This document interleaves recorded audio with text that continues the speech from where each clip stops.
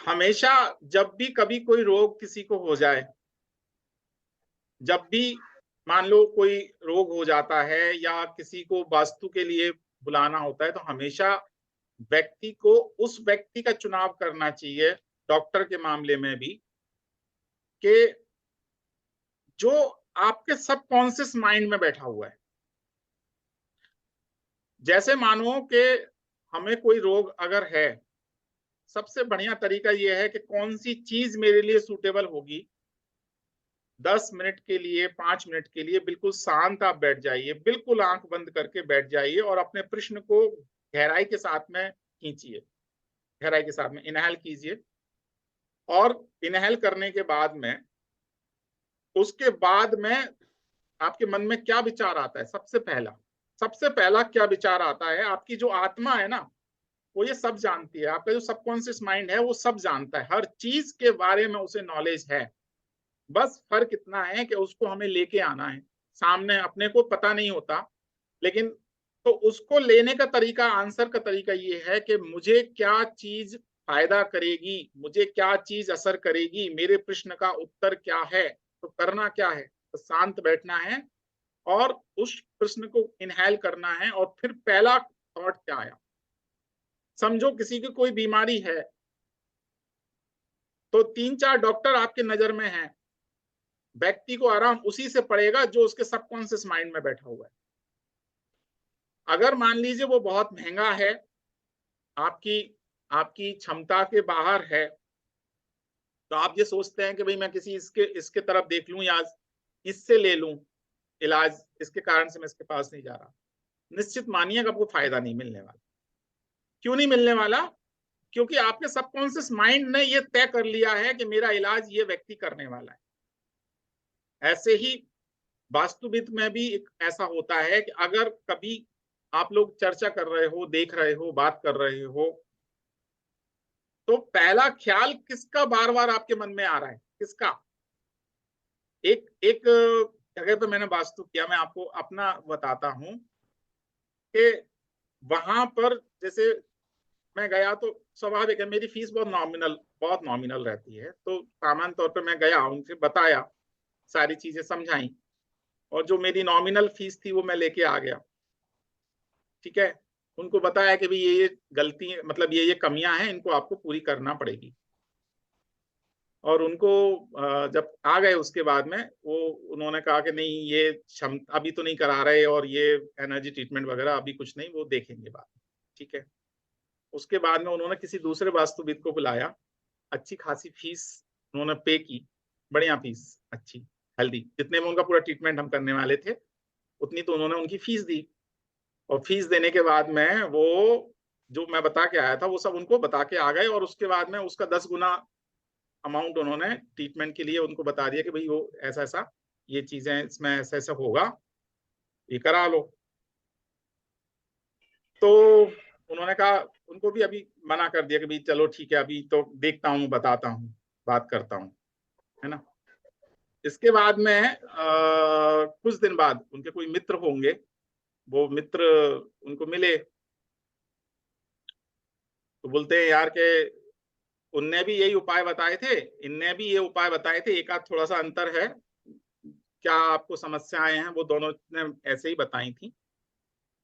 तो आप ट्रीटमेंट उनसे ही करा लो, जैन साहब को बुला लो, उनसे करा लो।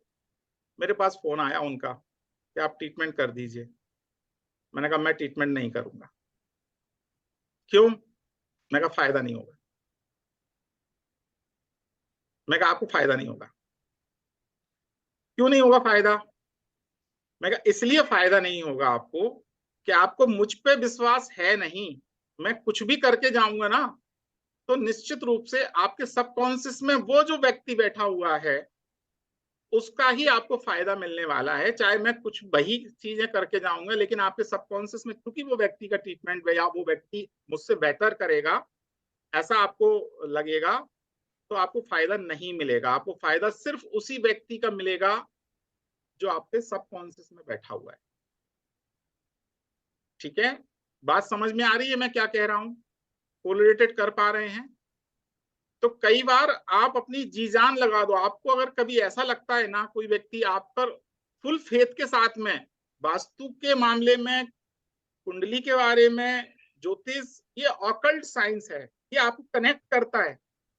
साइंस उसको मिलेगा जो इसको केयर कर पाए। हर व्यक्ति को ये साइंस सीख ले, हर व्यक्ति हर किसी से सीख ले, नॉट पॉसिबल। जहाँ कनेक्टिविटी होगी वो डिवाइन हेल्प करती है, डिवाइन मदद करती है आपको जुड़ने के लिए, कनेक्शन के लिए। कस्टमर आपके पास या कोई भी क्लाइंट आपके पास तब वही आएगा, वही व्यक्ति आपके पास आएगा जिसकी ट्रीटमेंट या जिसका की कुछ अच्छा आपके साथ में। ठीक है ना? तो हमेशा विश्वास, अगर सामने वाला व्यक्ति आपको फोर्स कर रहा है, बुला रहा है, तब आपको जाना है। कुछ चीजों को ध्यान रखिए। आपको अपने तरफ से फोन करके, भाई आपने वो वास्तु के लिए कहा था, क्या हुआ?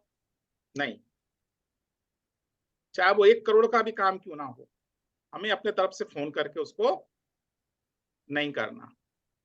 फोन आते रहते ना कई लोगों के, वो एक अलग चीज हो गई, वो आपकी डिवाइन एनर्जी वहां पर कनेक्टिविटी नहीं है। ठीक है ना? तो जिसको विश्वास हो वो बुलाए, सम्मान के। इससे पता लग जाता है। एक चीज और बताऊं, वास्तुविद गया, उस व्यक्ति ने फोन लगाया, वो व्यक्ति जब सामने वाला व्यक्ति कितना इंतजार में आपके साथ में आपके पास खड़ा हुआ है, दरवाजे पे वो आपको अटेंड करने के लिए खड़ा हुआ है, नहीं खड़ा हुआ, उस व्यक्ति ने आपके आने से पहले आपको फोन लगा के, सर आप कितने बजे आ रहे हैं, मैं आपको लेने आऊं क्या?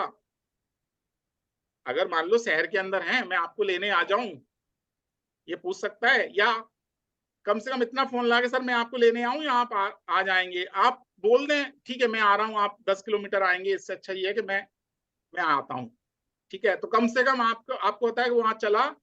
अब ये वो आपको इंतजार करता हुआ मिला या नहीं मिला, ये उसका सम्मान आपके प्रति प्रदर्शित हो रहा है। ठीक है ना? इसका मतलब वो आप पे विश्वास के साथ में आपको बुला रहा है। आपका ट्रीटमेंट कीजिए 1001%। आप वहां पर सिर्फ एक अपने हाथ से स्वास्तिक बना के आ जाइए, सगुण में स्वास्तिक बना के आ जाइए, काम करेगा।